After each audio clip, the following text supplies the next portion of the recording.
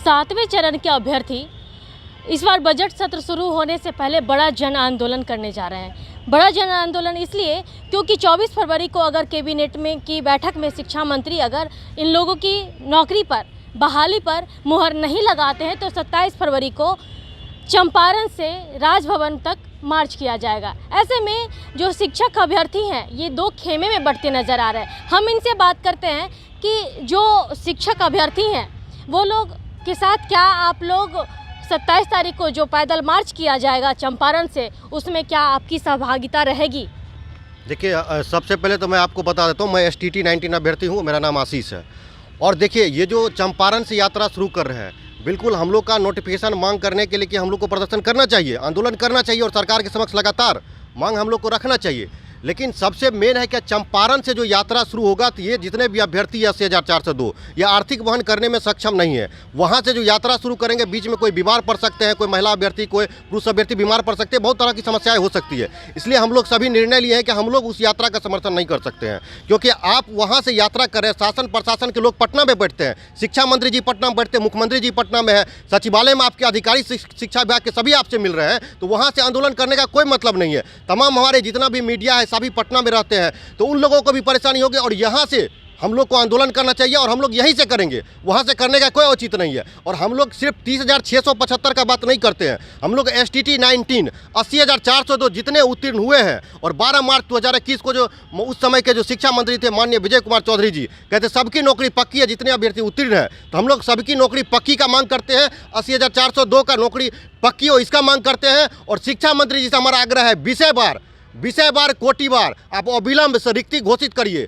किस सब्जेक्ट में कितनी रिक्ति है अविलंब घोषित करिए और बिहार गजट का पालन करिए, जिसमें किस विषय में कितने शिक्षक रहेंगे। 27 अगस्त 2019 को बिहार गजट निकला था, उस बिहार गजट में स्पष्ट वर्णित है जो प्रत्येक माध्यमिक विद्यालय में सामाजिक विज्ञान के 2 शिक्षक होनी चाहिए, उनका बात किया गया है। कंप्यूटर साइंस के 2 शिक्षक होनी चाहिए, और भी विषय है, भाषा है, साइंस है, मैथमेटिक्स है, सबका बात किया गया है। तो बिहार गजट का पालन हो। और 24 तारीख को जो इन लोगों का कैबिनेट का बैठक होने वाला है, तो हमारा आग्रह है शिक्षा मंत्री जी से और माननीय मुख्यमंत्री जी से विशेष आग्रह है, क्योंकि बिहार के सर्वे सर्वा माननीय मुख्यमंत्री जी ही है, तो उनसे विशेष आग्रह है कि आप 24 तारीख को कैबिनेट में नियमावली पे मोहर लगाइए और उसी दिन 7वें चरण का नोटिफिकेशन जारी करिए, क्लास 1 to 12 का नोटिफिकेशन जारी करिए और तिथि घोषित करिए, कब से कब तक आप उच्च माध्यमिक को लीजिएगा, कब से कब तक आप माध्यमिक को लीजिएगा, कब से कब तक आप 6 to 8 को लीजिएगा और 1 to 5 को लीजिएगा। सारा तिथि घोषित करिए और ये बिहार को गुमराह करना बंद कर दीजिए, क्योंकि अब ये सिर्फ शिक्षक अभ्यर्थी का आंदोलन नहीं रह गया है। मैं कशिश न्यूज के माध्यम से मैं पूरे बिहार के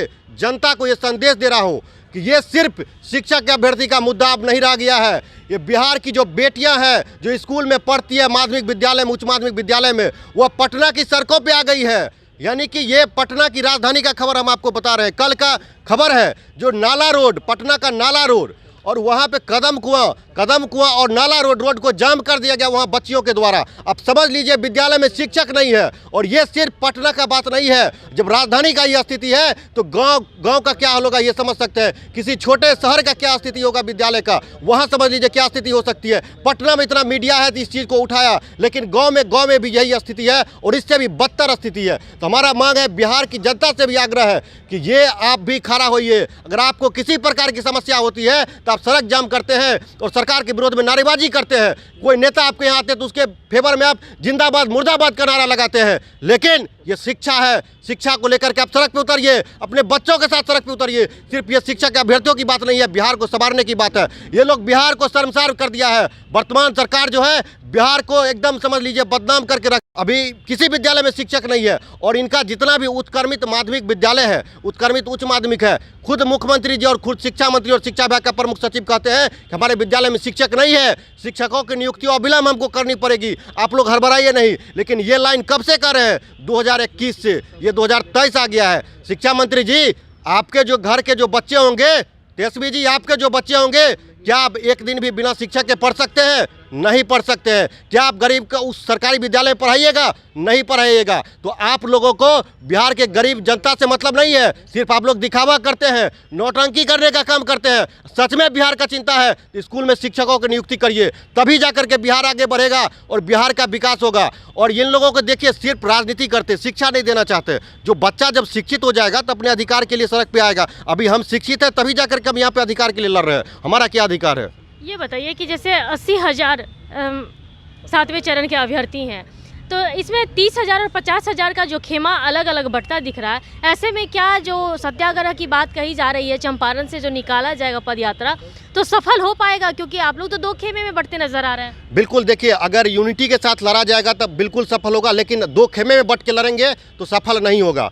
सबको लड़ना नहीं चाहिए, आपस में मिलके मांग करना चाहिए। और चंपारण से यात्रा करना कहीं से उचित नहीं है। अब ठीक है, गांधी जी यहाँ से आए थे, वहाँ अलग उस समय अलग व्यवस्था थी, देश उस समय गुलाम था, लेकिन अभी हमारा देश आज़ाद है। यहाँ पे आपका बात सुना जा रहा है, पटना में सचिवालय, यहाँ पे सभी जगह आप जाते हैं, तो वहाँ से आंदोलन करने का कोई औचित्य नहीं है। कोई बीमार पड़ जाएगा, उतना पैसा कहाँ से देगा? अभ्यर्थी समझ लीजिए, कोई अगर मदद करता है तो बहुत मुश्किल से मदद करता है, उनके पास उतना पैसा नहीं होता है पटना में रह करके आंदोलन करे। अगर पटना में अब हम लोग साधारण से आंदोलन करते हैं तो यहाँ कम से कम समझ लीजिए, अगर एक अभ्यर्थी अपने खुद आते हैं तो कम से कम 500,000 रुपया खर्च होता है पर डे। तब समझ लीजिए चंपारण से जब यात्रा शुरू होगा तो आप कैंडिडेट से, अभ्यर्थी से कितना पैसा आप लीजिएगा, इस बात को भी समझिए। और वीडियो के माध्यम से account number, mobile number, phone पे नंबर, गूगल पे नंबर ये जारी किया जा रहा है। अरे अब गरीब किसान का बच्चा है, कौन बीएड कर रहा है, कर्ज लेकर के बीएड किया है, किसी तरह पढ़ाई किया है, आप उससे पैसा का मांग कर रहे हैं, ये तो बहुत गलत है। आप पटना में आइए, पटना में मांग करिए, मुख्यमंत्री आवास का घेराव करिए, तेजस्वी आवास का घेराव करिए, शिक्षा मंत्री का घेराव करिए,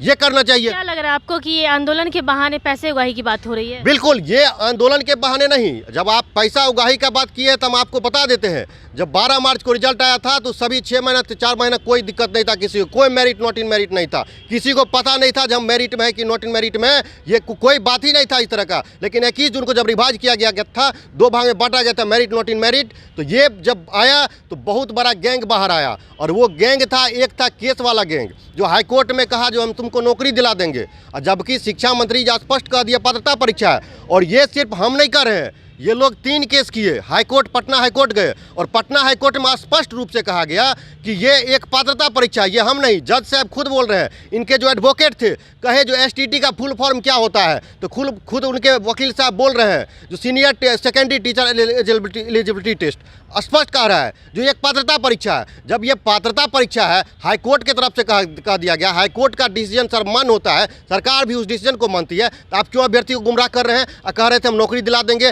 पीआई लहारे। तो जब हाईकोर्ट से डिसीजन आ गया तो इसको एक मंच पे आकर लड़ना चाहिए, सबको एक साथ लेकर चलना चाहिए। तो ये बांटने का काम करता है। केस के माध्यम से मैं कह देना चाहता हूँ, ये 10-10 लाख रुपया कलेक्ट किया गया था, क्यों? नौकरी का बात था, कोई 1000-2000 जिसको जो हुआ, कर्ज लेकर के जैसे हुआ दिया केस के नाम पे, लेकिन कुछ नहीं हुआ। जिसको जो पैसा लिया वो तो मालामाल हो गया, लेकिन अभ्यर्थी को हाथ में झुंझुना मिला। उसके बाद अभी फिर वही काम, चंदा के नाम पे भी यही चीज़ हुआ है। और चंदा के नाम पे ये लोग ट्रांसपेरेंसी नहीं रखते हैं। आप जो वीडियो में भले देखते होंगे सब एक साथ है, लेकिन सब में बटा हुआ है, आपस में 30,675 में बटे हुए, सभी लोग इसके पक्ष में नहीं है। सबको पता है शिक्षा विभाग में रिक्ति बहुत ज़्यादा है, और खुद शिक्षा मंत्री जी कह रहे हैं, अधिकारी कह रहे हैं। 2 विषय को लेकर के था, सामाजिक विज्ञान और सीएस में, इसमें जो अभ्यर्थियों की संख्या अधिक है, इसको लेकर के संदेह था थोड़ा सबकी नौकरी होगी नहीं होगी। लेकिन किसी और विषय में सीट से कम अभ्यर्थी क्वालिफाई हुए हैं, चाहे जो भी विषय हो, ये 2 विषय को छोड़ करके। तो इस 2 विषय को लेकर के भी हम लोग लॉजिक लगातार बिहार गजट रखते थे। और जितना भी विद्यालय था, क्योंकि जो न्यू एजुकेशन पॉलिसी है उसमें कंप्यूटर शिक्षा का बात किया गया है, शिक्षकों की नियुक्ति होनी चाहिए कंप्यूटर साइंस का, तो देखिए सीट बढ़ा है, तब जो 9360 सीट जो 7वें चरण में आएगी। तो ये हम लोग का समझ लीजिए, हम लोग जो इस आवाज़ को उठाए हैं इसके कारण हुआ है। अब बच गया है सामाजिक विज्ञान, तो सामाजिक विज्ञान को लेकर के भी हम लोग लॉजिक रख रहे हैं। इसमें 4 विषय का कॉम्बिनेशन था, इतिहास, भूगोल, नागरिक शास्त्र और अर्थशास्त्र, 4 विषय है। तो इसमें बिहार गजट में स्पष्ट मेंशन है, 27 अगस्त 2019 में स्पष्ट लिखा हुआ है, प्रत्येक माध्यमिक विद्यालय में सामाजिक विज्ञान के 2 शिक्षकों की नियुक्ति होनी चाहिए, स्पष्ट उसमें लिखा हुआ है।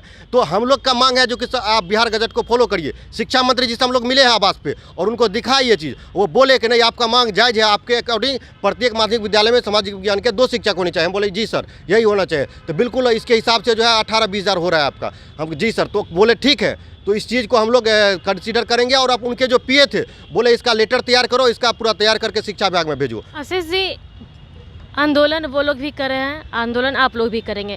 गर्दनी बाग में बैठने की बात उन लोगों के द्वारा भी की जा रही है, गर्दनी बाग में बैठने की बात आप लोग की जा रही है। तो क्या आप लोग गर्दनी बाग में बैठेंगे तो अलग अलग खेमे में बैठेंगे कि एक साथ बैठेंगे? देखिए, ये अगर इन लोगों का मांग सिर्फ 30,675 का रहेगा तो समझ लीजिए तब तो 2 खेमे रहेगा।